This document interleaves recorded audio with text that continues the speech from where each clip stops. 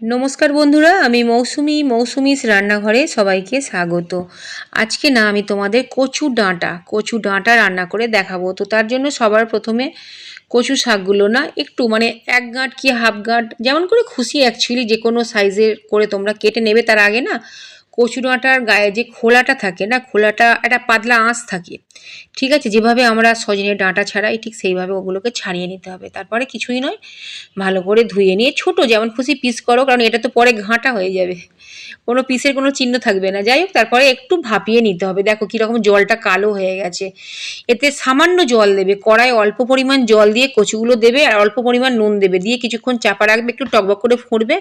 Minute 2 থেকে 4 minute ফুটিয়ে নেবে। নেওয়ার পরেই কিন্তু ওটাকে ছেঁকে নিতে হবে, ঠিক আছে? তো ছেঁকে নিতে হবে বলতে জলটা ফেলে দিতে হবে, একটু ভাপিয়ে ফেললে না ভালো হয়, গলাটা চুলকোনোর ভয় থাকে না, ঠিক আছে? জলটা তোমরা তো দেখলে একটু লালচে লালচে টাইপের হয়ে গেছে, কারণ ওতে কিন্তু প্রচুর পরিমাণে আয়রন আছে। কচু শাকে, কচু ডাঁটা, কচু লতিতে প্রচুর পরিমাণে আয়রন থাকে, মেয়েদের জন্য ভালো, সবার জন্যই অ্যাকচুয়ালি ভালো। তো যাই হোক, আমি কচু শাকটা ভাপিয়ে নিয়ে তারপরে জল ঝাড়াতে দিয়েছিলাম। এদিকে মশলাটা তোমাদের স্কিনেও দিয়ে দেবো, মুখেও বলে দিচ্ছি, ঠিক আছে? স্ক্রিনে দিয়ে দেবো বলি, অনেক সময় ভুলে যাই অনেক ভিডিওতে। যাই হোক, তোমরা কমেন্ট করো, আমি পরে সেটা পোস্টে তোমাদের দিয়ে দেবো, ঠিক আছে? কোন রেসিপিটায় কি কি মশলা দিয়েছি, ঠিক আছে, বলে দেবো পরে। যাই হোক, কড়াই খুব সামান্য পরিমাণ সর্ষের তেল নিয়েছিলাম, তাতে শুকনো লঙ্কা, গোটা শুকনো লঙ্কাকে ছিঁড়ে দিয়েছি, গোটা জিরে দিয়েছি। তো ফোড়নটা ভেজে নেওয়ার পরে টমেটো, পেঁয়াজ আর লাল ছোলা ভেজানো সবটা দিয়ে ভালো করে মানে একটু ভাজা ভাজা করে নিয়েছি আর কি। তারপরে দিয়েছি বাটা মশলা, ধনে, জিরে, আদা, শুকনো লঙ্কা একসাথে বেটে আমি দিয়েছিলাম। তারপরে মশলাটা কষা হয়ে যাওয়ার পর কচু শাকটা দিয়ে একটু ভালো করে শুকিয়ে নিতে হবে, ঠিক আছে? এই দেখো, এটা কিন্তু পুরোপুরি শুকনো হয়ে গেছে, ঘাঁটা ঘাঁটা হয়ে গেছে। তোমাদের বলেছিলাম না প্রথমে যে এটা যে পিস বানাবে না, সেই পিসের কোনো চিহ্ন থাকবে না, পুরো ব্যাপারটা কিন্তু ঘাঁটা হবে, ঘন্ট। এটা অ্যাকচুয়ালি কচু শাকের ঘন্ট, ঠিক আছে? বা কচু শাকের বা কচু ডাঁটার ঘন্ট। তো পাতা তো এতে আমি একদমই অ্যাড করিনি, কারণ পাতা আমি পাইনি, শুধু ডাঁটাই পেয়েছিলাম আজকে। যাই হোক, মশলা কষে নেওয়ার পর যখন কচু ডাঁটাটা দেবে না, মানে ভাপানো ডাঁটাটা, তারপরে খুব ভালো করে ঢাকনা দেবে না, কিন্তু ভালো করে কষে নিতে হবে, ঠিক আছে?